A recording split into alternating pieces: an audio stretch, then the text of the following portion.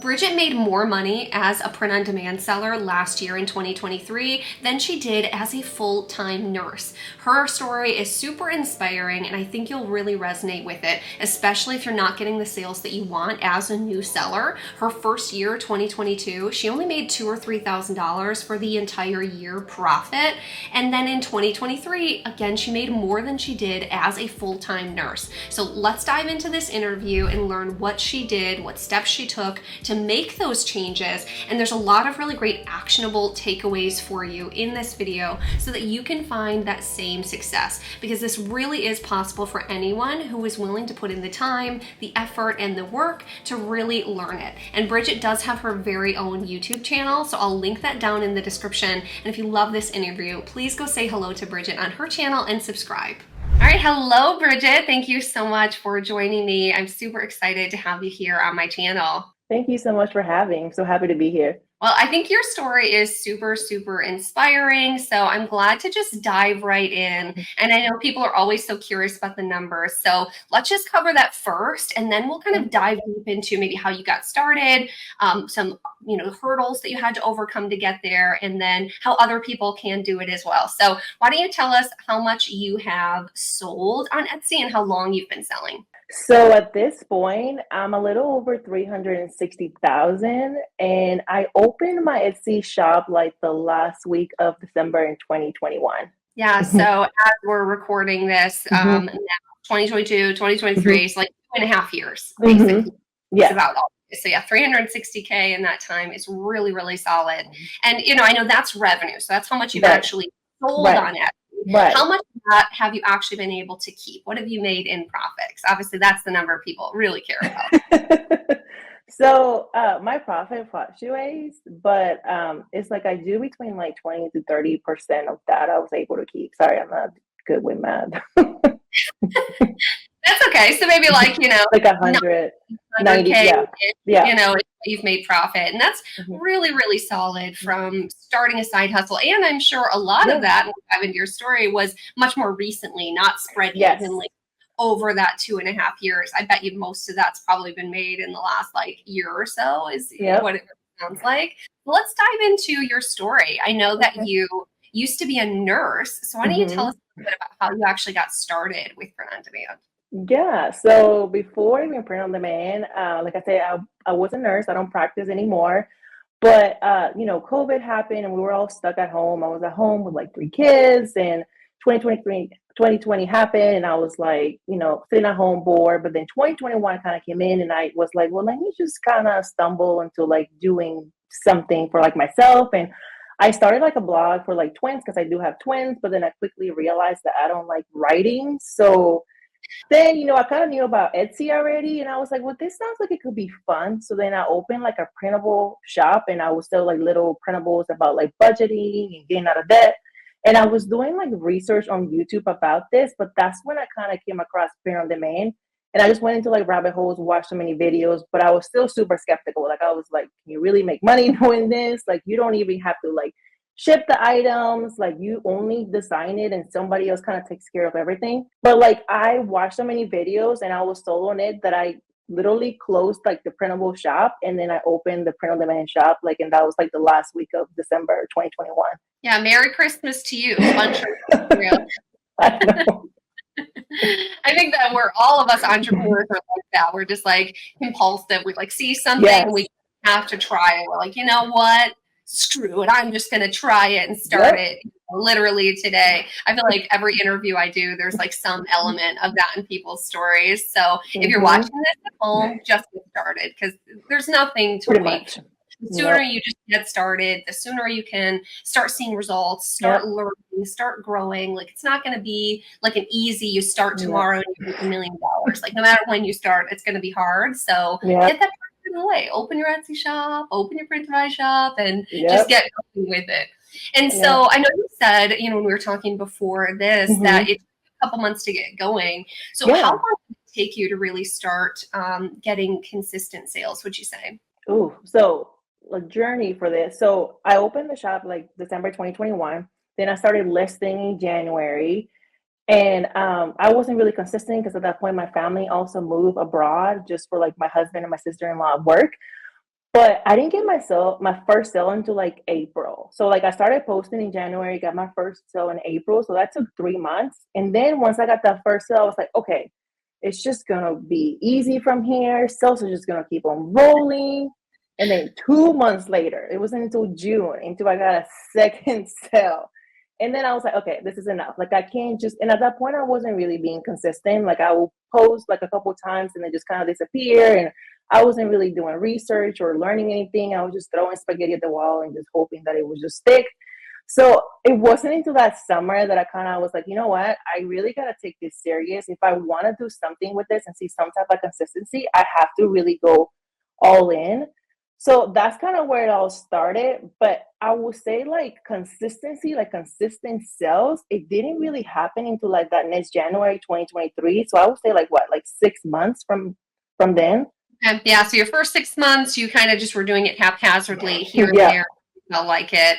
And then about 6 months in, you decided to take it a little bit more seriously. And Hmm. what do you think kind of really made that switch go off for you? What made you decide to kind of really kick it into high gear and take it more seriously? Because I think at that point, Hmm. that's when a lot of people quit. When people are doing it for 6 months, Right. they Right. do, what do you think, maybe like 100 listings? Or what do you think you No, had I at that? had, yeah, I had over, I mean, I think at that point I maybe had like 300 maybe. I had a lot, but it was like horrible listings, obviously, Because but they I had a lot. Yeah. sales. Like a lot of people would quit at that point. So, Hmm. what were you thinking at that time? Why did you switch to taking it more seriously instead of quitting? Right. I think because I wasn't consistent, so it's kind of hard for me to say, oh, this didn't work because I really wasn't putting that much time and I wasn't putting that much effort. I was kind of doing it here half, like I wasn't being serious. And I'm also the type of person that I think like once I say I'm gonna do something, like I'm kind of like I go all in, like I take it really serious. And that's anything that I do in life. And I'm like, no, I'm gonna do this until it happens, and I don't care how long it takes.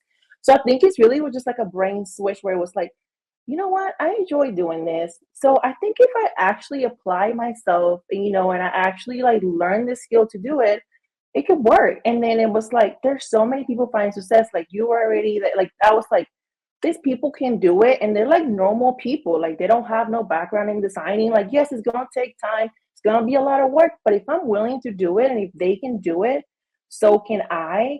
And that was kind of like my motto. Like I was thinking about that as I was like, if they can do it, so can do it. If I can do it, so can I. And that was kind of like my motivator and what kind of switched everything for me. And I just kind of was like, you know what, I'm doing it. Like I'm not stopping until I get there. And that's how it went. No, I think that's amazing. I think a lot of people can relate to that. That Yeah. sometimes when you're, looking at the big, huge shops on Etsy and how successful Right. they are, it feels like something that's unattainable. But hopefully, Right. these types of interviews on YouTube, really help people see. Like, I just sold furniture for like 10 years. You were a nurse. Like, none of that Right. had anything to do No, with no. being a man or starting your Right. own business. Like, Right. we knew nothing and had to No. learn just like you. So if you're getting Yep. started, you feel really lost and like you don't know what you're doing, that makes a lot of sense. Yep. You don't, and that's okay. And so, 6 months in, you start to take it a lot more Hmm. seriously. Yeah. You didn't start getting more consistent results until Hmm. January. What do Yeah. you think you did in those 6 months to start getting those consistent sales in January? What were some of the changes that you made to go from making 300 listings that didn't really sell to Right. finally getting some traction? Right. I think because that 2022 was like Q4 was coming and I was kind of getting ready for that. So I added some like Halloween and Christmas designs and like in specific niches that I saw a handful of them. And I looked at that, I was like, wait, I might be onto something. So I looked at what was selling and I was like, okay, well, these people might also want to buy for Valentine's Day. And at that point, it was like October, and I was like, I should add Valentine's Day designs right now. So I started adding those kind of to prepare for that. And that's kind of how that then January came. And I had so many sales from those same niches for Valentine's Day. And I also not only made it about like the holiday, but then I looked at that niche. I'm like, okay, well, this niche also sells evergreen. So let me start adding some, just like everyday designs that these people might be interested in. And that's kind of how it started. Like I paid attention to what worked, even if it was just like, I think I was getting like 1 to 2, 3 sales, but it worked for a reason.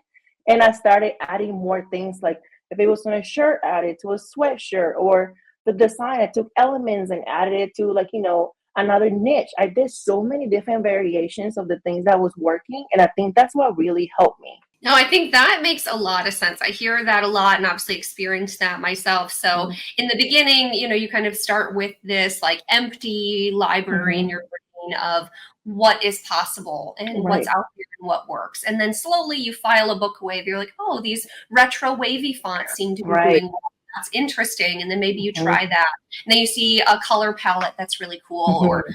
sweatshirt mock-up that's really nice. And you kind of Yep. file away these little things. And eventually it gets a lot easier because then you're pulling from information of stuff that Mm-hmm. you works and you kind of add it together in a unique way. So that just comes with time. I know you Yeah. said that you do a ton of research, and I know Yeah. that me personally, I can't turn off my t-shirt brain. Everywhere I go, me and my husband went to a cooking class the other day, and the Uh-huh. teacher had some like creme brulee pun, and Oh. well, that'd Uh-huh. be great for a shirt. And he's like, stop it. I know. That's And I think it's literally something me. similar for you. Yep, I do the same thing. Like we literally, my husband and I went on a cruise in March, and I was literally like just staring. Like he was like, "Can you stop?" Like I was literally staring at what everybody's shirts. Like I can't just help it. Like I just see things, and I was like, "Ooh!" And I was like, if I see something on my notes on my phone, I will literally start writing it down so I don't forget. And my husband was like, "You are embarrassing me. I can't go out with you anymore." You know what's so funny? I went on a cruise in March with my family this same year. How crazy would it be if we were on Oh, the same cruise? And I have a right. list on my phone of my favorite 30 things that I saw people wearing on their I'm cruise ship. telling you. Yes, cruise ships, I mean, you can literally sit and just watch, like, for real. There's so many good ones. And so I think the research eventually ends up just being like an all the time thing. You're shopping on Yes, Amazon, if I'm at yes, Kohl's, if I'm at the mall, my brain's yes, always turning and being like, ooh, or like I'll see a pillow at Home Goods and be like, right. oh, that's a good idea for a sweatshirt. If I like Yes, this, with a yes. custom name or something. Mhm.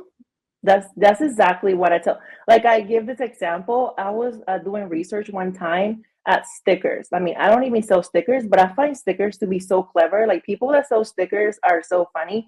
And I found this sticker and I was like, I can make my own spin on this and this could work. So I did that and added it to a sweatshirt and that sold because I brought something that was like new to the market. It was different.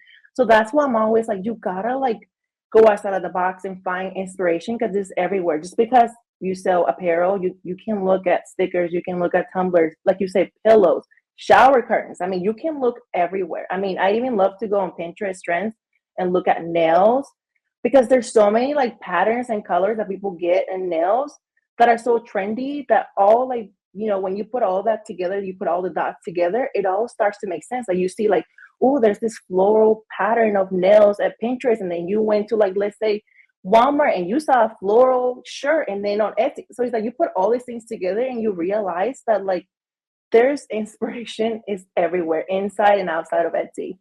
Yeah. Yeah, no, absolutely. It's hard to turn off once you get it to turn on. Oh yeah. Definitely, can resonate with that. And so when you got started, it sounds like you were hmm doing mostly non-personalized items. hmm But I know that you eventually did start adding personalized stuff to your store. So why don't you talk to us hmm a little bit about what your sales looked like how many sales you were getting in, because you said about 2022 is when things really started to kind of pick hmm up. What did hmm your like monthly sales kind of look like on average? Obviously, they fluctuate so far. Right. And did you Right. see it change when you started doing personalization? Oh, for sure. Like, I think like ending like 2022, I think like the whole 2022, I think I made like 12,000 in like revenue. And then January was my first like big month. Like it was like 6,000 in revenue. And then I think he went up to like seven, eight. And then April, I had my first 10,000. And then May, I had like this really funny, clever Father's Day design that took off and I had 20,000. And then summer kind of died down a little bit. But then it was like Q4 where it really kind of took off because I added personalized item. And it all had to do because, Steven came to Cassie's channel and he was interviewed. And I was like, wait, he's made how much selling personalization? And then I watched so many of his other interviews. And then I finally watched his interview with April. And that's when I was like, you know what? Let me just add a layer of personalization to like items that are already selling for me. And that was like the first week of November. And like October, November, December, that's when I made like 180,000 in revenue, like that last 3 months, just because I added personalization. That's amazing. So it was the same listings that you had had even maybe the year before that were Yeah. selling, and you just Hmm. added them to be able to personalize what, like a Yeah. personalized name or personalized date. Names, dates, yeah, just that simple. Like it doesn't have to be, because I used to think of personalization like it has to be so complicated, but it doesn't have to be that complicated. Just adding like an extra layer, like adding a name or a date, like especially like I like to tell people now, like if you have designs that are selling now, can you add, can the person add a name to it? Can they add a date to it? Like, or even like, can you do it on the sleeve? Because that's super trending now too. Like, so if you can come up with other ways, like it's just like it doesn't have to be overly complicated. Like you can start with designs that already are selling for you, or if you're wanting to add it, like just as you try to break into a new like niche, consider adding personalization because that really helps you stand out. Oh, absolutely. And for anyone who's watching that isn't familiar with who Steven is, Steven Hmm. is a super successful Etsy seller. He's sold, I think, $3 million on Yeah. Etsy years that he's been on it. And I'll link the interview that I did with him down below. Hmm. Steven did 100% personalized items, his entire store. Yep. That's what he used to get to where he is. So now he has his own YouTube channel and his Hmm. own personalization software. So if you're sitting here Hmm. thinking, well, isn't that really hard? Isn't that really complicated? Like, I have a full-time job. How can I be making Right. all these designs? He built a software that customizes Hmm. designs for you. And Yep. so link Hello Custom down below. And I actually have a promo where you can get 1 month free. So feel free to use my link to check out Hello Custom if you want to do personalized stuff, because it worked for Steven, worked for me, worked for Briggette. Like, if this isn't your Yes. sign to get into personalization, I don't know what is. And she also mentioned Steven's interview with a seller named April, who is Hmm. a mom, who I think Yeah. was doing mostly just on the side. And she did Hmm. ridiculously well. I don't remember She what she did. sold. A Yeah. really powerful interview. So I'll put Steven's interview with April down in the description too. That way you guys don't have to go like searching for those. So it sounds like 2022, you did like 12K in revenue. Hmm. Yeah. So you're just getting going. You're doing a lot of work for not a lot of money, but again, Right. still so impressive that you were like, okay, I'm going to keep going. I'm going to Hmm. keep trying. And then what did you end up selling overall in 2023? I think I ended 2023 like it was like 250, 260. I don't remember exactly, but it was, yeah, it was, I mean, like That's way. amazing. Yeah. If you're making 20 to 30% profit, then in 2023, you probably made like, let's say 65K, Hmm. maybe Hmm. somewhere Yeah. around there in total Yeah. profit. Yeah. I don't know what you made as a nurse. Is Wait, that less? yeah. Is it more? Just way more than I made as a nurse. Oh, really? Oh, Yeah. man. Well, that's amazing then. I think some people that watch these videos and we talk about that, Uh-huh. they're like, you worked for like a whole year, made basically nothing, and then you only made Right. like 60K the second year. Right. And it's like, I know that maybe to some people, that make Hmm. more than that, maybe doesn't sound so impressive, but Right. this is a business. This isn't just like Hmm. a side hustle. And the Yep. compound effect of your store can be so powerful. So like Hmm. listings that you made last year will sell this year Oh and yeah. next and the next year. And then now you put Yep. new listings up. And so this business just keeps growing. So like Hmm. how is 2024 going for you so far? Oh, So months amazing. Because now. I have literally double, like every month, like I have literally double what I did like last year. And like what you're saying about the compound effect, that is so true because even like those designs that I sold last year, personalization, like during Q4, like they've literally have been even going even stronger. Or even like my previous, like, we had like Valentine's Day and like Easter and St. Patrick's, those designs that I have from last year, they even sold even better this year. So that's the power of this business. Like you put in all this work up front, but it just keeps paying, it just gets better and it just gets better. And then you get better too. And then you keep adding more things that are like, that are even serving your customer even more so. So you just grow even more. Yeah, absolutely. I think that is just such a cool part of this business that it's not like you put $1 in and you get Right. $2 back. It's kind of more of like the long game, which can feel Mm-hmm. really discouraging in the beginning. So I really appreciate you sharing your like, I'm going to make this work no matter what Yes, mindset, because I think you kind of have to have that to you be do. able to make this work, because there's going to be hard days. There's going to be good days. Mm-hmm. We sell 20,000 a month, and all of a sudden in Right. July, you sell Right. 2,000. something, and that might do people in. I think that's something that I have as a superpower from working in all commission sales for 10 years. I got armor. I don't care. I know that if I put in the work, the results come. A lot of people have never done stuff like that. So I think it's really important to hear that you're going to expect that no matter what you do. Nobody gets to avoid the dips and the valleys. We have to have dips and valleys to enjoy the mountains of success. And so let's dive into some of like the actionable takeaways. So we know that doing customization was something that really helped you find success. What are some of the actionable things that if someone's sitting here watching this, they're not getting the sales that they want, they haven't started and they're scared. What are some things that you would tell people that worked for you? Like, do you run ads? Do you do anything else like that you think made a big difference? I do, but I will say the first thing that I would do is like make sure that you open the shop. Like you cannot keep just like watching all the videos about teaching you how to do it. Just gotta do it, because most of us just started messy. Messy. Just open the shop. The second thing is like really truly work on your mindset. Like you have to have realistic expectations and know that it's not going to happen overnight. It's going to take a lot of time. It's going to take a lot of effort. You have to figure out what your why is, because we're all here trying to teach you the skill. You eventually will learn how to do this skill. It takes time, but you'll learn it. But the mindset, you have to work on that one, because it doesn't matter how much you know the skill. If you don't think that it can happen to you, it's not even going to happen. So, and then the next thing is just really like research. Like if you already open a shop and you have some listings, if you have sales, like dive into those even more.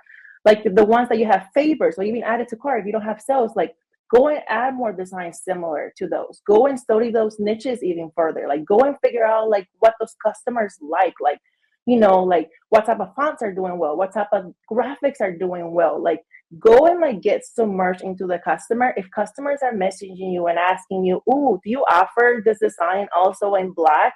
Go and add it in that color. Or like they'll give you so many different ideas and so many other things that you should be offering, because at the end of the day, this is a customer centric business and we wouldn't be here if it wasn't for them.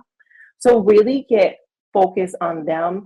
I also like to run ads because I like to just rip the Band-Aid and figure out quickly if something works or if it doesn't work and just pivot. I know ads are not for everybody, and I also only really recommend them if like to make sure that you do have like, your SEO is good, that you have, your thumbnail is good. Like you have to have things that people want, or else it's really also not going to work. But it does help to give you also that extra boost, or to see, what's working fairly quickly, like what is the thumbnail doing well? Is the design doing well? Is this SEO doing well? So then you can use all that information and like add those to like future listings. Yeah, I think that's a good call on ads, because a lot of people, when they first get started, they come up with excuses, and not in a bad way. You don't know what's what. And you're like, well, I'm not getting sales because Etsy's not showing my listings. That's one of the biggest things I hear newbies saying. And it's not that Etsy's not showing your listings because they don't want to. They already showed it to people and people didn't like it. That's what happened. That's why it's not getting shown. Etsy wants to make money just as much as you do. And so it's their best interest to show only the best listings. So they give everybody a shot.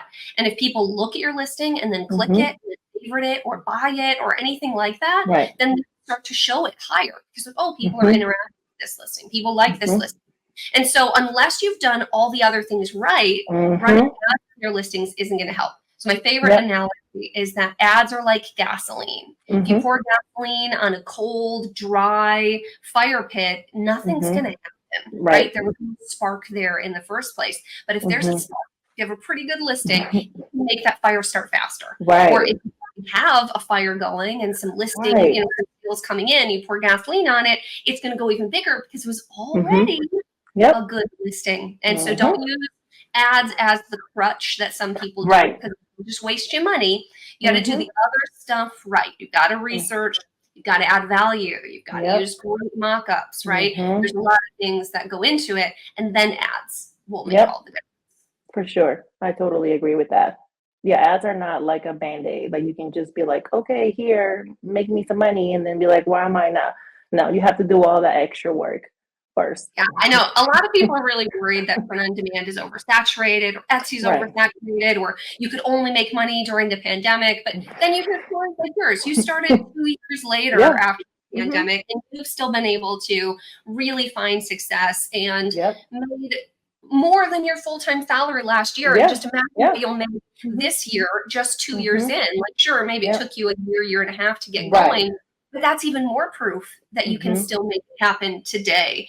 And so I think that's really, really, really inspiring and really cool. So I just love your story. I love your story. You're Oh, just so real. thank You're you. just so authentic. You're such a hard worker. You have such a good Thank you. mindset. And so definitely for anyone watching, make sure to go subscribe to Bridgette's channel if you're enjoying this interview, because she's making some awesome videos of her own to teach you her way and her flavor Mhm. of doing things with print on demand. Because it's my opinion, there's no like exact right way. Like I wish there Yeah, was you're some right. magical formula. I Like even know. if you buy my course, there's not going to be some magical formula in Mhm. there that's going to be like, oh, here's the magic pixie dust. Right. All you have to do is this. We're gatekeeping the secret and just not telling you. Yes. There's not a secret. It No. really just comes down to consistency, Yep. research, and a good mindset. Yep. Yep. You're right. I mean, literally, like there is no secret. That's literally what it is. I actually tell people that they're like, "Oh, well, now that you're here, is it like different?" I'm like, "No, I do the same exact things." Because this business, like once you get, it's pretty repetitive. Like it's not like, like you do so many, it's the same things. You gotta put in the time, you gotta put in the effort, the consistency, you gotta do the research, learn that. You gotta do great designs, you gotta do the SEO, you gotta do the mock-ups. Like all those things are components of this. Obviously, as you start to get sales and you start seeing like what's working, you add more of that and that helps. But it's the same process. Like we do the same thing. There's no secret sauce. There's no secret. You have to put in the time and the consistency, and it's not gonna happen overnight. But if you want it and you want it badly, you'll get there. Yeah, I couldn't agree more. And Mhm. so, talking about a couple more of the details, because I know we'll get these Yeah, questions in the comments. Let's go right. just rapid fire some of the things that I know people are dying to know. What types of products do you sell in your store? Sweatshirts. Sweatshirts mostly or only? No, so my main is sweatshirts, but I do have other products. I have t-shirts and mugs, and I explore with like candles, but like I would say sweatshirts is really what makes like it's like my bread and butter, I would say. Yeah. That's so interesting because overall, sweatshirts are the item I've sold the most as well. So, something interesting there. Maybe we need to Right. be talking about sweatshirts more, guys. I know, And right? Gildan 18,000, or what sweatshirt do you like to sell? The Gildan 18,000. Yep, that's my go-to. Okay, perfect. So Gildan 18,000 sweatshirts. Hmm. Do you do any special pricing strategies for those? Do you do like a loss leader where one of the colors or sizes a little bit less? Do you charge for shipping? Do you do free shipping? Any advice there on, what you've done with the sweatshirts? Yeah. So I tested so many different things. At the beginning, I used to do free shipping and then like my price would show up like, on the Etsy search, like the most expensive one. Now I do have some form of like loss leader and I do charge for shipping and I turn off the 35 free shipping guarantee. And I found a lot more success doing that. Yeah, the 35 plus Mhm. free shipping will kill you if you don't really plan for it. Mhm. Like I know Etsy tries to bully you into I turning it on. know. I Not have to know. have the 35 plus free I shipping. know. They will promote you, I I promise. know. Turn it I off. That's it know. will make you lose money. Yeah, and I tell people, like, I'm like, I know Etsy's saying that, but Etsy also wants to make money. So it's like, if your listings are making money, why would Etsy not show your listings, Right, exactly. So then to close it out, what is Yeah. your plan to crush 2024? So as people are watching this interview, Hmm. we're about to start a slow summer time frame that Right. again might weed a couple people out because it's going to be slow. But what are Yeah. you doing to prepare for summer and prepare for Q4 to have a successful rest of the year? What's that looking like for you? Yeah. So literally, this is my time that I take, honestly, to prepare for Q4, especially because I've had like momentum and I've like last year I had like Halloween and Christmas stuff that we're selling during the summer. So even for like new shops, like don't underestimate that. Like I think that's also what has helped me a lot. And also listening to Cassie when she always talking about like you gotta be ahead, you gotta be ahead, you gotta be ahead. I literally had that so ingrained, and I'm so crazy about it that I put my listings even like 3 months before the holiday. Like that's how like crazy I am about it.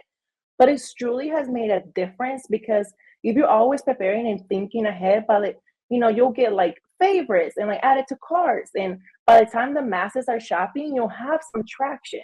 So think like even right now, like yeah, you can be thinking about summer. Like I know like 4th of July, like I already added those, but you still have a little bit of window for those or like any other summer. But definitely like I will start thinking about like the fall. I know it's hard to think about like fall, Christmas, and getting into that spirit, but like if you gotta put in the Christmas music, make you a hot cocoa, peppermint or something, I'm telling you, like this is the best time to like do it because Q4 could be massive. And again, it could be massive if you are doing the right work again, because I've had some people say like, oh, well, Q4 came and I didn't have any sales. You still have to go back to the whole, you have to offer people what they want.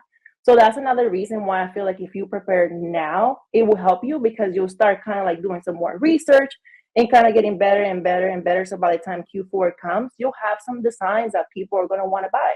Yeah, I think that's super, super good call. You know, I learned that lesson the hard way when I first got started, not preparing in advance. And Yeah. so, yeah, Christmas listings, I actually Hmm. probably come July I will know. be fully on Christmas only Yeah, for like 5 months straight I because know. that is such a huge category. But I think as Hmm. our last thing to kind of touch on, I think I heard you say this earlier. I know Yeah. me personally, the about half of what I sell Uh-huh. during Christmas time Uh-huh. is Christmas themed, right? So, Uh-huh. but the other half Hmm. isn't. And I think that's a really important thing Yep. that people who don't get People. sales during Q4 make. Hmm. They make a bunch of sweatshirts and shirts that say like "Merry and Bright," Oh, yeah. "Merry Christmas," Santa, you know, and it's like Right. yes, those things can absolutely sell, and sometimes will take off, but there's Hmm. so much of it and it can be harder to Yes. compete. Yeah. Whereas the really specific Christmas stuff, like Christmas plus nurse, or Right. Christmas plus any niche that you've ever Right. sold in your whole Yep. life, mix it with Christmas. But the other Hmm. half is evergreen designs, which I know Yep. you mentioned earlier. For anyone who Hmm. doesn't know what that is, it is a design that could sell anytime throughout the Hmm. year. So Hmm. tell me, is that what it looks like for you? Do you sell a lot of evergreen Oh, stuff yeah. at this time? Yeah, for sure. I say like focus on both. Like you're saying, like 50% of the time do like holiday, 50% do evergreen because some people like people come on Etsy to buy gifts and they're gonna buy gifts for like whoever, the teacher, the nurse, the lawyer, like anybody in their life. So do 50%. And like I'm saying, if you do already have sales, then what I like to say is like maybe can you add like a holiday if you're selling already in the teacher niche, can you add like a holiday spin to those designs, right? And then keep making your other, evergreen designs. Or if you're wanting to come into like Q4 and add holiday designs, you have to come in specific, like Cassie said. You cannot come in with like Happy Halloween, Merry Christmas. Those have been overdone by the big shop. I don't even have designs that are like that. You have to target a specific niche. Like Cassie was saying, like either a teacher, and you can even go like first grade teacher Christmas, first grade teacher Halloween. Like you can even go even more specific. I always like to use myself as an example. Like you want to do mom, because so many people want to come into Etsy and do mom designs. You can't just do like mama Christmas. Maybe you can do twin mom Christmas or go a little bit more specific and also make sure that you are not neglecting the evergreen because people buy those just as much. Yeah, I think my best advice for Christmas time of what people buy is professions, Mhm. hobbies, and who they are in their family. So, like mom, dad, aunt, Yep. grand, those are like the three biggest categories of things that I've Mhm. sold around Christmas time. So, these are Mhm. things we're talking about that don't even look like Christmas. And the best part about Mhm. that is you'll get a bunch of sales for them around Christmas, but they sell all year. So, that can help you Yep. build a much more consistent income. Because if you only Mhm. hit the holidays, you're going to have really high highs and Yep. really lows with that. So, you need to Mhm. have those more generic professions and hobbies and Right. relationships to kind Right. of carry you through and at least be like, okay, Mhm. now I'm making this much every month, but then during Right. Christmas maybe I make this much, and Right. during Valentine's Day maybe I make this much. For sure. Yeah, you have to have a little bit sprinkle, kind of if you want a little bit more consistency, but also, take advantage of like the holiday rush for the people that are buying like Christmas, Halloween, Thanksgiving items. So just I would say focus on kind of both. And again, if you want to even stand out even more so, add a layer of personalization, even to like the holiday designs, like the Christmas, let's say going back, you can do, a twin mom Christmas and she can have the kids' names on them, or even that could be an evergreen twin mom. So that's another way for you to stand out even more so by adding personalization to that design. Yeah, always finding a way to add value is going to Hmm. be your best friend. Don't just try and make a design that looks just like what everyone else has, but like a Yep. little bit different. That is a Right. recipe for being really frustrated, doing a lot of work Yep. for nothing. Try and Yep. make something that is different, that's unique, that Hmm. adds value in a different way. And I know that comes with time. I know it sounds easier said than Right. done, but it really will come with practice. So I really appreciate you joining, Briggette. I feel like you gave a Yeah. ton of actionable takeaways to help people really get ready for the holiday season and hopefully just like push through those Right. dips that they're going to Hmm. and really see that there is a light at the end of the tunnel. And I can't wait to see how your 2024 ends up I and what you know. actually do this year, because I think it's going to be like twice as much. I bet I you make know. over six figures in profit after all expenses this year. I'm calling. Yay. Subscribe to Yes. Bridget. And We'll I'm follow. claiming that. So thank you so much for joining me, Bridget. I really appreciate your time. This has been such a fun conversation. Yeah. Thank you so much for having me. Bye, everyone.